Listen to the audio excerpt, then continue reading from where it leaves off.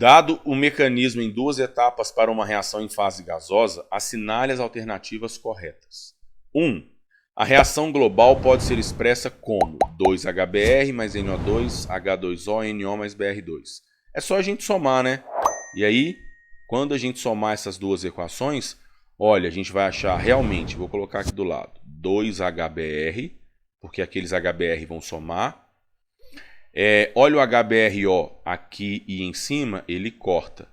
Mais NO2, que produz H2O, mais NO, mais Br2. Então a primeira está correta.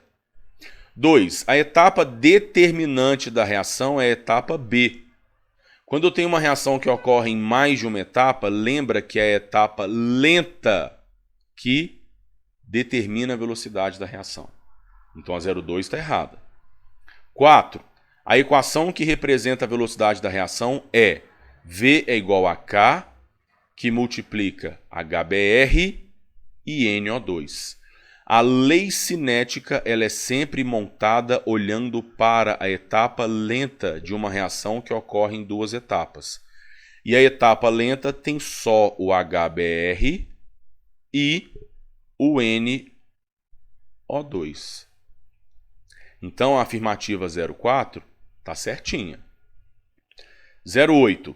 Em uma reação não elementar, que ocorre em mais de uma etapa, a velocidade da reação global não pode ser escrita a partir da equação da reação global. Certinho, isso é conceito. A gente monta a lei cinética olhando para a etapa lenta e não para a global. 16. O ácido hipobromídrico pode ser considerado um composto intermediário na reação, pois é formado e consumido durante o processo. Bem sacana essa 16, porque a princípio o mecanismo está certo. Quando eu tenho uma reação que ocorre em mais de uma etapa, se eu tenho uma espécie sendo produzida numa primeira para ser utilizada na segunda, ela é chamada de produto intermediário. Caso eu tivesse alguém sendo consumido na primeira e devolvido na segunda, né? Se tivesse, por exemplo, uma substância aqui, ó, C e lá embaixo um C de novo, que aí ele fosse cortado, eu posso falar que esse C atuou como catalisador, que ele foi usado na primeira e devolvido na segunda. Quando ele é produzido na primeira e usado na segunda, ele é chamado de composto intermediário, tá certo. O problema é que o HBRO não é o ácido hipobromídrico, ele é o ácido hipobromoso.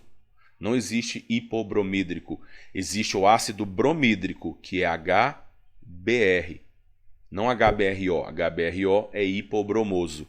Então a 16 está errada só por causa do nome do ácido. Então as corretas são a 1, a 4 e a 8, e essa soma vai dar 13.